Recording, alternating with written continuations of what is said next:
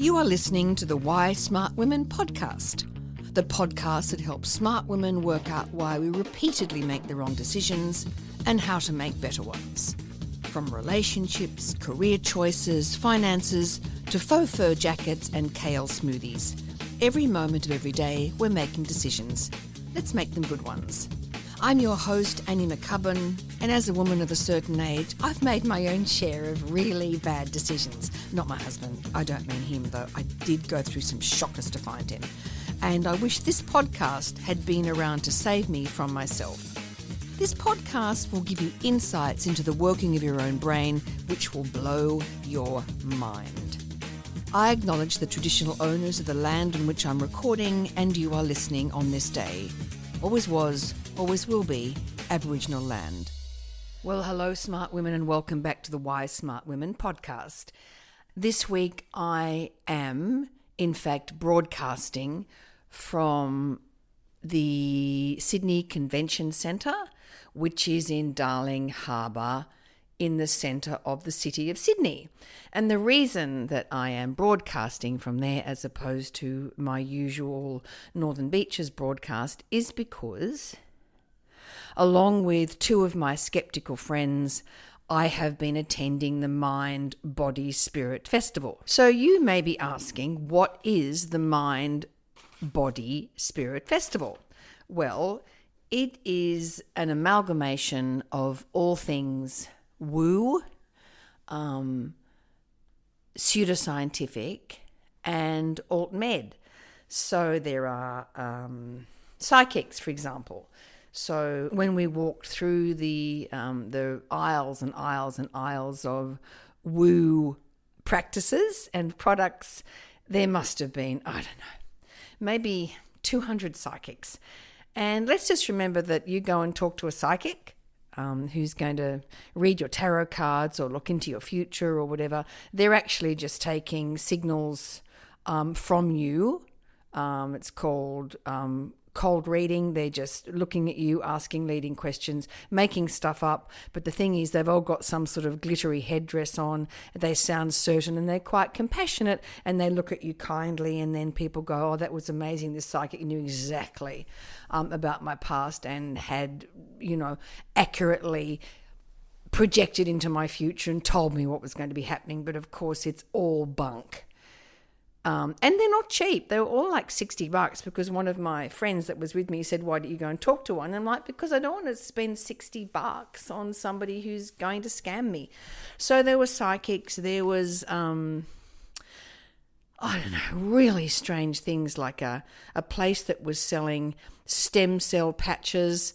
And as with all of them, they make some really enormous claims. So this stem cell patch supports nerve regeneration, improves lung tissue repair, improves memory, mental clarity, supports more restful sleep, promotes healthy stress response. It's quite a lot, isn't it? Improves hormone balance, improves wound healing, supports scar tissue remodeling, increases glycine for inflammation, increases histidine for repair, and increases lysine for collagen. So as soon as you see something that does all that, just for starters, that it's bunk. And apparently this is not this particular one. I won't tell you the name of it in case they come after me and sue me and I have to sell my house, and then where would the dogs go? And we'd all have to go and live in a caravan. That would be really bad. So apparently it's not anti-aging, it's age reversal. How good is that? So, and that's one patch a day that you wear on an acupoint. But if you look at what they're saying to you, so I've got the thing in front of me here, I have the brochure. So in order to maximize the benefits from this patch that does all these things, you have to drink a whole lot of water every 30 minutes. I'm just looking at Harry because I'm like, every 30 minutes you have to drink 4 to 5 ounces of water. You have to consume proper electrolytes. You have to lessen processed sugar intake, lessen processed foods, eat more healthful foods, sweat-induced exercise daily, get 10 to 20 minutes of sunshine daily, take a plant-based multivitamin, take CoQ10 or something in the morning, and take turmeric before bed. So as you can see, the first 1, 2, 3, people are going to put this patch on the back of their neck. Then what they're going to do, or the practitioner is going to say to them, right, on top of this, you're going to drink water every 30 minutes, you're going to exercise, you're going to eat properly, and you're going to get more sleep. And guess what makes you feel better? Those things. And that's the lie. You're going to do all these things in addition to the patch, but they're going to say the reason you feel better is because of the patch.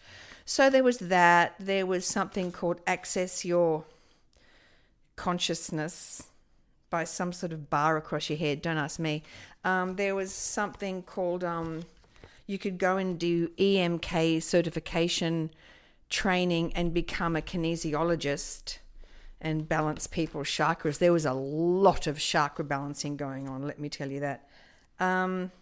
Something called the alignment code, and something called some meditation that was going to rebalance and charge your life. So there was a lot.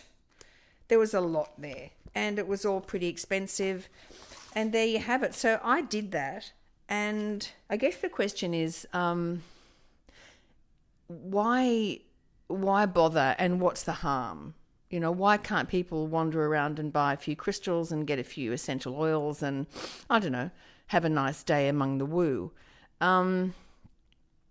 Well, as I've just read to you from this stem cell patch, among the crystals and the essential oils and the aura rebalancing, there's actually a dangerous undercurrent.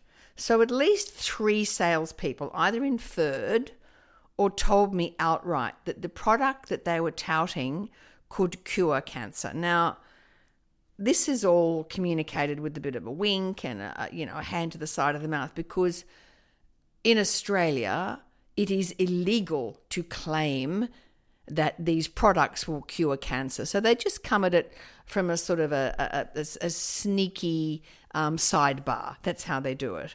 But they do make these claims. And we had a lot of discussion on whether or not people believe the things they're saying. And I would say there was a mixture. Some people believed it and some were just regurgitating what they've been told. But at the end of the day, vulnerable people and desperate people die. Scientific research is really hard and takes years. And science tries to prove itself wrong, and that is the point of it. Science methodology is really stringent, but what happens with these alternate med, pseudoscientific purveyors is that they just use scientific-sounding words and sort of hint at some research. So look, if you find yourself in one of these places, or you walk past a shop and it says, come in, we've got all these health foods and we're going to sell you some bone broth and we've got something else here that supports your immune system, just be really, really careful, because if a product says it can, remove heavy metals from your body, detox you, kill the parasites and rebalance your hormones and heal cancer, they're lying. They're lying to you.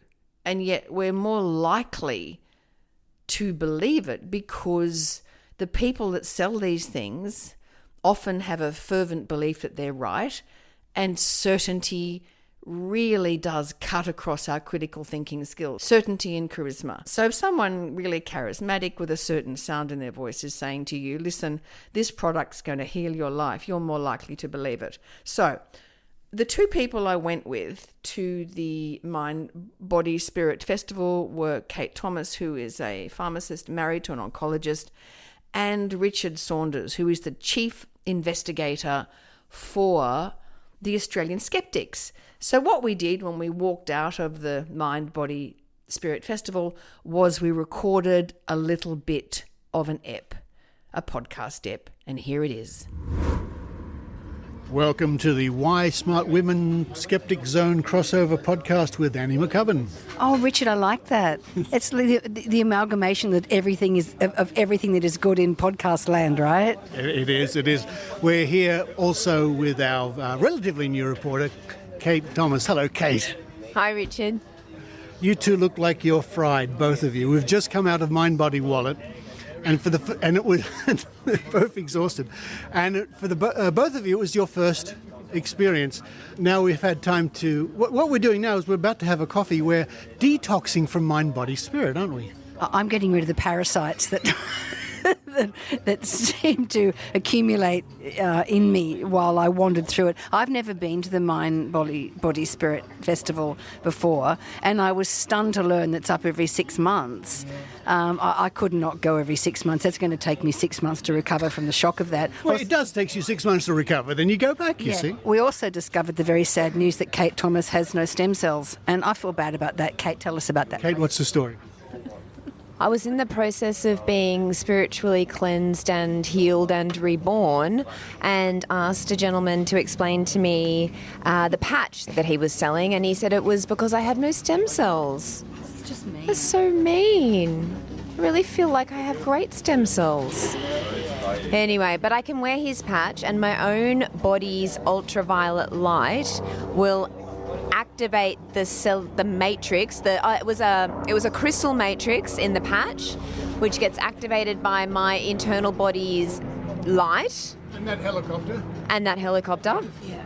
And it will then regenerate my stem cells, which I need because I don't have any. Yeah. And I sensed you didn't have any, and I've been concerned about you. But now that he's confirmed, I can see what the problem has been, but you're going to get a patch.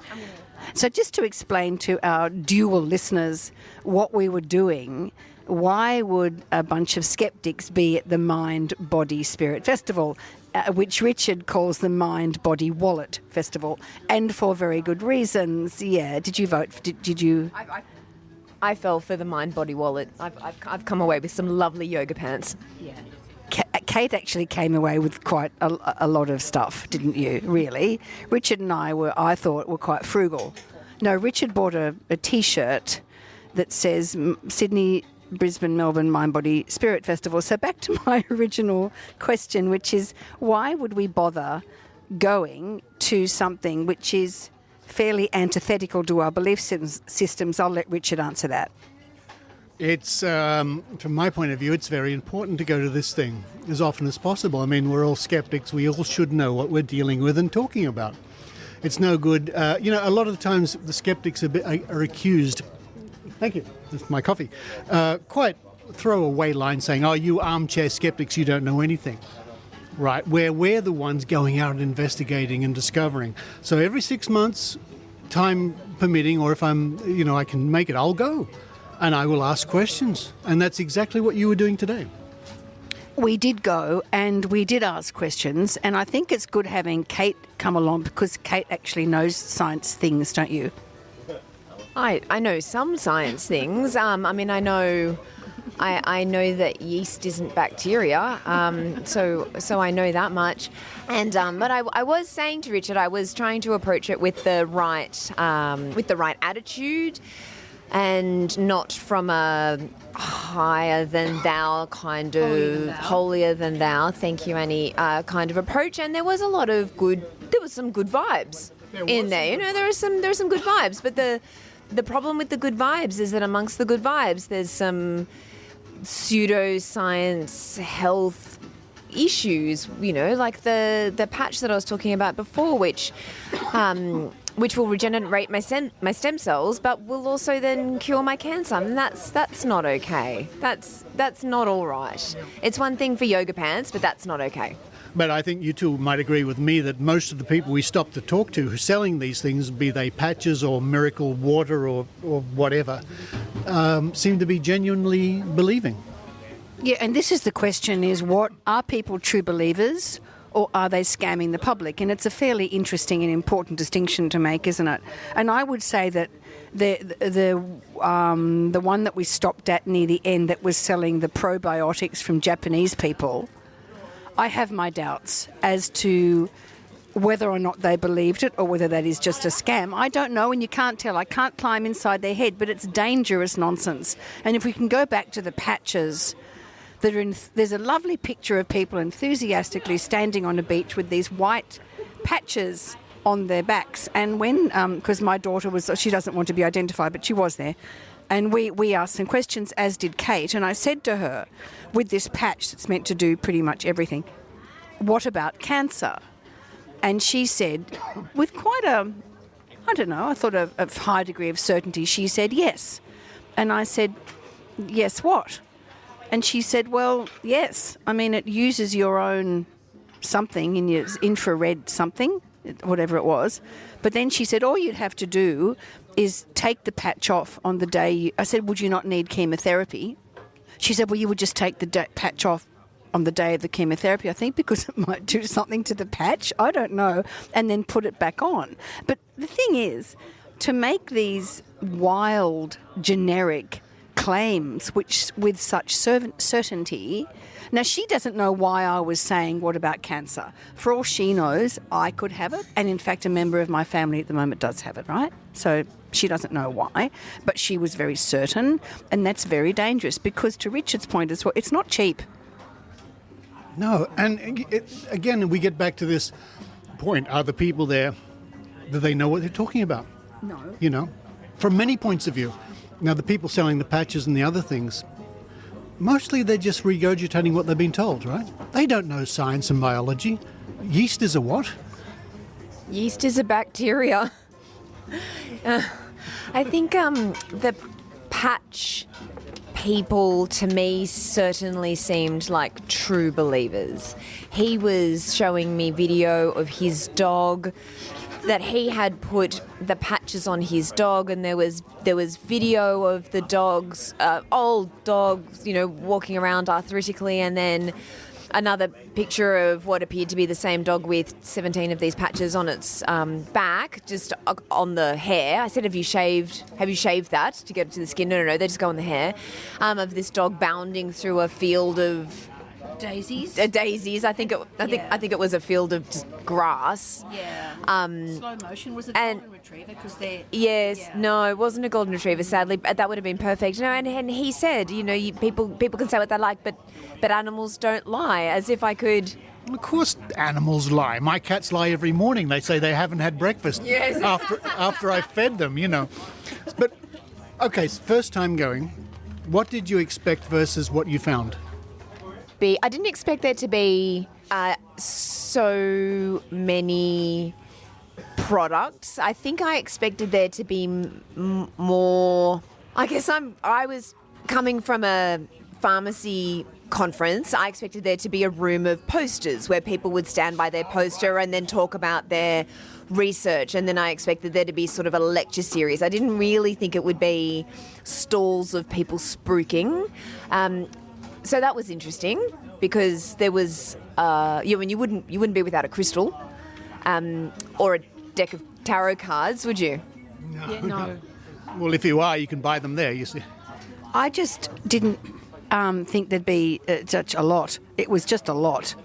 Yeah, I mean, I kept wanting to go, and Richard kept saying, no, you're doing very well. He praised me for my resilience in the face of going to the dark side, and I think I deserved that praise.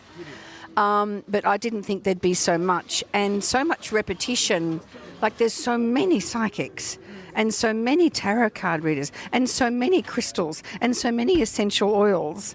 And before I went, I was telling my gym friends I was going today, and they're like, what's the harm? And there's the question. It's always the question, what's the harm?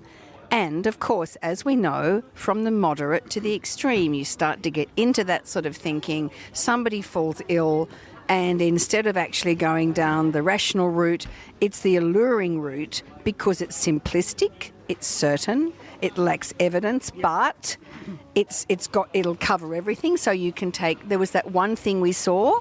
What was it? It was like, I can't remember, there was so many of them, but it covered tumours, parasites, heavy metals. That was the iridologist who had those signs out. Yes. I don't know what he was selling, but he was an iridologist. But there was drops or creams or something. I didn't see that too clearly. So.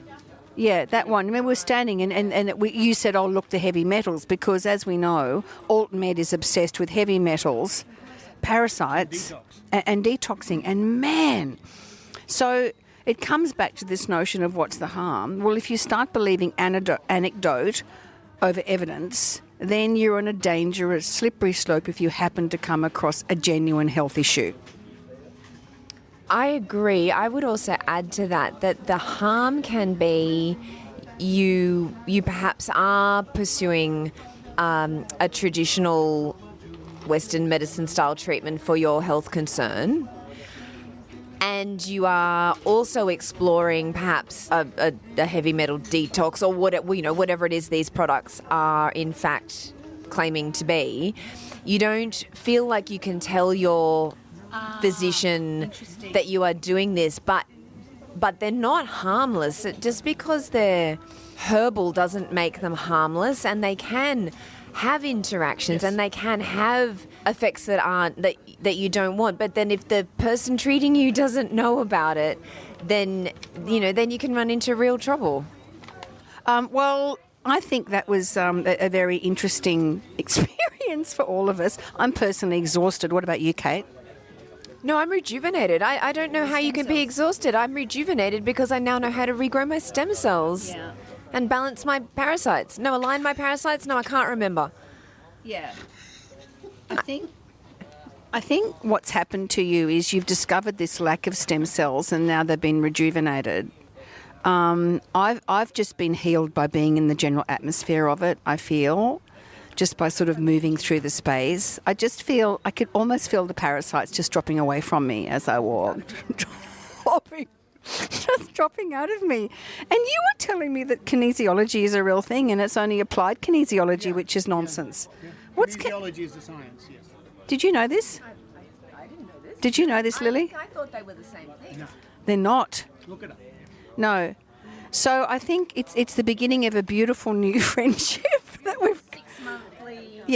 Yeah, re-meeting to see what we can discover and how. And I'm hoping in the next 6 months that we see some real improvement in your stem cells. Well, you wouldn't share any of yours with me, so I will have to regenerate using patch. It's a boundary issue, Kate. They're my stem cells, and I've worked really hard on maintaining them.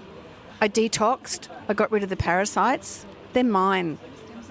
They're my stem cells. Back off. That's all I've got to say to you. Anyway, that'll be over and out from the combined, what are we calling it? The Why Smart Women's Zone or something. So the Why Smart Women Zone. So thank you so much, listeners. Thank you for tuning in. Stay smart, stay well, keep your critical thinking hats on. See you soon. Bye. So I hope you enjoyed that. I'm sorry about you couldn't sometimes hear all three of us. We were working from one mic. And drinking coffee and preparing ourselves to drink wine at the same time, just to get over the shock of the whole thing. I hope you enjoyed that. And as always, the point of this podcast is to try and arm us against the misinformation and disinformation that is aimed at us daily. So I hope you enjoyed it. And as always, stay safe, stay well, keep your critical thinking hat on. See you soon. Bye. Thanks for tuning into Why Smart Women with me, Annie McCubbin. I hope today's episode has ignited your curiosity and left you feeling inspired by my anti-motivational style. Join me next time as we continue to unravel the fascinating layers of our brains and develop ways to sort out the fact from the fiction and the over 6,000 thoughts we have in the course of every day. Remember, intelligence isn't enough. You can be as smart as paint, but it's not just about what you know, it's about how you think. And in all this talk of whether or not you can trust your gut, if you ever feel unsafe, whether it's in the street, at work, car park, in a bar, or in your own home, please respect that gut feeling. Staying safe needs to be our primary objective. We can build better lives, but we have to stay safe to do that. And don't forget to subscribe, rate and review the podcast and share it with your fellow smart women and allies. Together, we're hopefully reshaping the narrative around women and making better decisions. So until next time, stay sharp, stay savvy, and keep your critical thinking hat shiny. This is Annie McCubbin signing off from Why Smart Women. See you later. This episode was produced by Harrison Hess. It was executive produced and written by me, Annie McCubbin.